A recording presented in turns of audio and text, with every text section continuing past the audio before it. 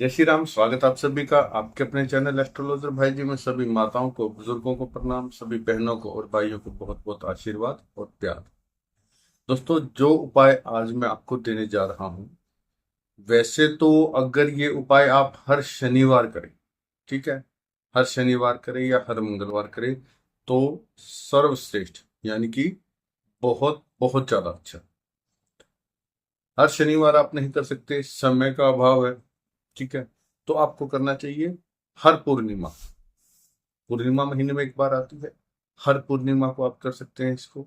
या उसमें भी अगर आपको दिक्कत है कि भाई जी पूर्णिमा को हम सब जो है ये कार्य नहीं कर सकते, या कोई दिक्कत परेशानी है, कुछ भी है, तो आपके परिवार के सदस्य का जिस दिन जन्मदिन हो, आपका हो, आपके बेटे का हो, आपकी पत्नी का हो, आपके पति का हो, यानी कि घर के सदस्य का किसी का भी जन्मदिन हो या सालगिरह, एनिवर्सरी हो, कोई भी खुशी का मौका हो, उस दिन आपको ये उपाय जरूर करना चाहिए। मैं लिखित में दे सकता हूं कि आपको ये उपाय का लाभ 101% होगा। श्री हनुमान जी महाराज की कृपा आपके ऊपर होगी और 101% होगी, जरूर होगी। क्योंकि मैं तो देखिए रोजाना करता हूँ, ठीक है, लेकिन उपाय में थोड़ा सा समय लगता है इसको करने में। अभी बता दूंगा क्या है। बहुत ही जबरदस्त, पावरफुल, ब्रह्मांड का सबसे शक्तिशाली उपाय है। शंकर जी, हनुमान जी, राम जी, माँ जानकी, भगवान श्री हरि, माँ लक्ष्मी, सब की कृपा, आपके इष्ट देव, आपके पितृ देव, आपकी कुंडली में कितने भी दोष हो, कोई भी बड़े से बड़ा भयंकर से भयंकर दोष हो, जीवन में भयंकर से भयंकर परिस्थिति हो, कष्ट हो, उसका निवारण इससे होगा। भविष्य में आप सुरक्षित रहेंगे, आपका परिवार सुरक्षित रहेगा, आपके ऊपर कोई आंच नहीं आने देंगे। मेरे आराध्य, हम सब के आराध्य श्री हनुमान जी महाराज, इतनी शक्ति है इस प्रयोग के अंदर, इस उपाय के अंदर, या इस पूजा के अंदर जो मैं आपको बताने जा रहा हूं। क्योंकि देखिए दोस्तों, बताता हूं मैं आपको, पहले की वीडियोज में बता चुका हूं कि ऐसा कोई भी कार्य नहीं है ब्रह्मांड का जो हनुमान जी महाराज नहीं कर सकते, या जो हनुमान जी महाराज किसी भी चीज को आपको उपलब्ध नहीं करवा सकते। जिन्होंने स्वयं राजा राम, भगवान श्री हरि के अवतार, हम सब के आराध्य श्री भगवान श्री रामचंद्र जी के कार्य सिद्ध किए, तो हमारी तो औकात ही क्या है। हमारे लिए वो, उनके लिए चुटकी से भी छोटा काम है कोई भी हमारे कष्ट को दूर करना, ठीक है। चलिए, ये तो होगी कि कब कैसे करना है। अब उपाय बताता हूँ आपको। पहले वीडियो को दिल से लाइक करके चैनल को सब्सक्राइब कर दे, बेल आइकन के बटन को दबाकर ऑल के ऑप्शन पर जरूर क्लिक करें, ताकि आने वाली हर वीडियो का नोटिफिकेशन आप तक पहुंच जाए। मुझे आशीर्वाद दें, अपना बेटा, अपना भाई स्वीकार कर लें, आप भी हमारे इस परिवार के सदस्य बन जाएं। और कमेंट बॉक्स में मैं हमेशा कहता हूं कि जितना अच्छा आप लिखेंगे उतना ही अच्छा आपके साथ होगा। जय श्री राम, जय सीताराम, जय हनुमान, प्रभु का नाम लिखिएगा। नेगेटिव कमेंट करते रहिए, हमें कोई फर्क नहीं पड़ने वाला। आपकी मानसिकता का स्तर पता चलता है, जैसा आप देंगे वैसा ही आपको प्रकृति वापस लौटा देगी। क्योंकि हम कोई बुरा काम नहीं कर रहे, मार्गदर्शन कर रहे हैं, ठीक है। और आपके जीवन की समस्याएं कोई भी हो, कभी भी आपको सहायता की आवश्यकता हो कुंडली दिखाने की, कुंडली नहीं भी है तो भी ऐसी समस्या आपको लगता है कि सलाह लेनी चाहिए, तो डिस्क्रिप्शन बॉक्स में नंबर है, स्क्रीन पर भी आपको दिख रहा होगा, 7056200033। आपके इस बेटे का, आपके भाई का नंबर है। आप किसी भी समय मैसेज करके छोड़िए, व्हाट्सअप मैसेज ओनली, कॉल ना करें, कॉल कोई रिसीव नहीं करेगा। आप मैसेज छोड़ेंगे, आपको थोड़े मैसेज जैसे ही देखा जाएगा आपको रिप्लाई मिलेगा। लेकिन पर्सनली अगर आप सलाह लेते हैं, पर्सनली अगर हम आपके ऊपर समय लगाते हैं, तो उसकी छोटी सी फीस रखी हुई है। वो फीस आप पे करेंगे तो आपको समाधान मिल जाएगा, अवश्य मिल जाएगा, उसके उपाय मिल जाएंगे। चलिए, उपाय बताता हूँ क्या करना है। जैसे कि मैंने बताया, अगर शनिवार को करते हैं आप, हर शनिवार को करें, बहुत अच्छा रहेगा, गारंटी देता हूँ आपको। शनिवार को नहीं कर सकते तो पूर्णिमा को कीजिए, पूर्णिमा को नहीं कर सकते तो जन्मदिन पे या एनिवर्सरी पे, परिवार में कोई भी खुशी का मौका हो तब कीजिए। आपको करना क्या है, सुबह के समय, या तो सुबह सुबह नहा धो करके, या शाम के समय। अगर शाम को भी करते हैं तो आपको नहाना अवश्य है। मैं तो सलाह यही दूंगा कि सुबह के समय कीजिए। शनिवार की शनिवार करते हो तो देखिए, हफ्ते में आपको जो है एक बार करना है, यानी कि हफ्ते में एक दिन जल्दी उठना पड़ेगा, महीने में सिर्फ 4 बार। कर किसके लिए है? अपने लिए, तो अपने लिए इतना कष्ट कर ही सकते हैं, नहीं तो पूर्णिमा के दिन क्या करना है आपको, नहा धो करके सभी परिवार के सदस्य साथ बैठ जाएं, तो उस जैसी तो कोई बात ही नहीं है। नहीं तो परिवार का मुखिया जरूर करे, पति पत्नी दोनों मिलकर के करें परिवार के लिए, या अकेला परिवार का मुखिया भी कर सकता है, या हमारी माता या बहन वो अपने परिवार के लिए कर सकती है। ठीक है, ये तो होगी बात कि कौन कौन कर सकता है। सारे परिवार के अगर सदस्य मिलकर बैठ जाए तो वारे न्याय, सबके ऊपर कृपा आएगी। नहीं तो मुखिया करेगा तब भी सबके ऊपर आएगी। लेकिन थोड़ा सा आप भी समझ सकते हैं इस बात को कि सभी की उपस्थिति किसी भी कार्य में एक अच्छा संकेत माना जाता है।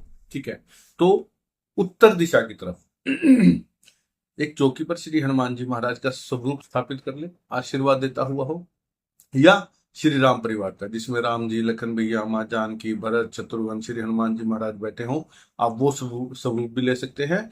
आपके पास पूरे राम परिवार का नहीं है तो श्री हनुमान जी महाराज का स्वरूप स्थापित कर ले, आशीर्वाद देते हुए मुद्रा में उनके आपके पास जो भी स्वरूप हो, फोटो हो या मूर्ति हो, जो भी स्थापित कर लीजिए आप उसको उत्तर दिशा में। यानी कि उनका मुंह हनुमान जी का कहाँ हो जाएगा? दक्षिण की तरफ।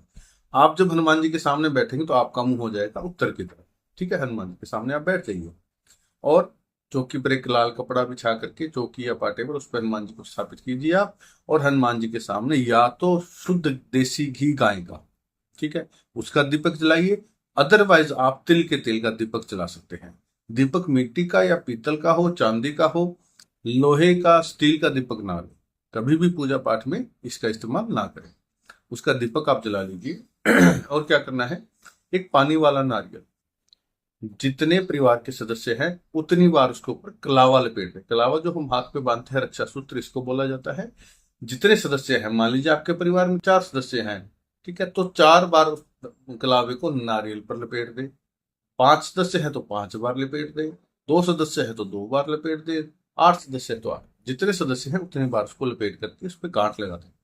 ठीक है, अब कई भाई पूछेंगे गांठ कितनी लगानी चाहिए? गांठ आप 1 भी लगा सकते हो, गांठ आप 3 भी लगा सकते हो, गांठ आप 5 भी लगा सकते हो। विषम संख्या में रखे, 1 गांठ लगाए या 3 गांठ लगाए या 5 गांठ लगाए, वो आपकी मर्जी है। ठीक है, अब आपको क्या करना है, परिवार के सभी सदस्यों के ऊपर से एक साथ बिठा करके उनको, और वो नारियल उनके ऊपर से वार देना है 11 बार।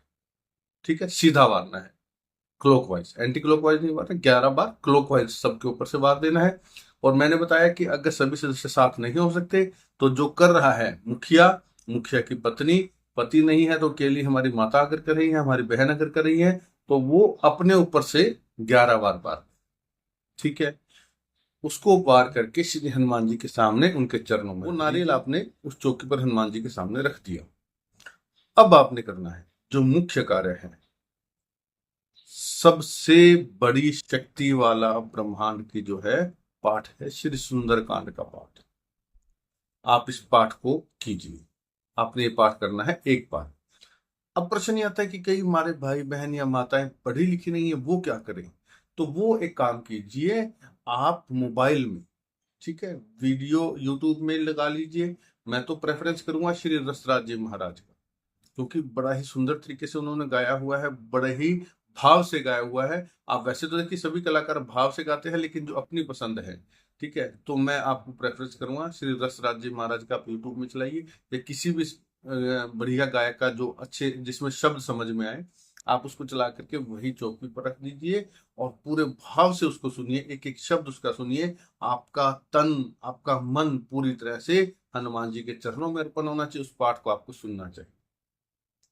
बड़ा सरल तरीका बताया, जो कर नहीं सकते वो सुनिए। ठीक है, वहां तक करके जो है उस पाठ को सुनिए। अब हनुमान जी को क्या करना है, आपने पाठ पूरा हो गया, हनुमान जी की आरती कीजिए। आरती कीजिए हनुमान लला की, दुष्ट दलन रघुनाथ कला की, ये वाली आरती कीजिए आप। उस आरती के बाद में हनुमान जी को सबसे प्रिय भोग जो है बेसन के लड्डू, प्रत्येक सदस्य के नाम के 2 लड्डू। ठीक है, मान लीजिए 4 सदस्य है तो आप 8 लड्डू लीजिए, 5 सदस्य है तो आप 10 लड्डू लीजिए। ठीक है, प्रत्येक सदस्य के नाम के 2 लड्डू। और उसके ऊपर साथ में आपने क्या करना है, तुलसी का पत्ता रख के श्री हनुमान जी को आप भोग लगा दीजिए। भोग लगा करके एक एक पीस तो आप जो है पहले निकाल करके, यानी कि मान लीजिए 8 लड्डू रखे हैं तो 4 आप निकाल के रख दीजिए मंदिर में अर्पण करने के लिए, मंदिर में देने के लिए, मंदिर में भेंट करने के लिए।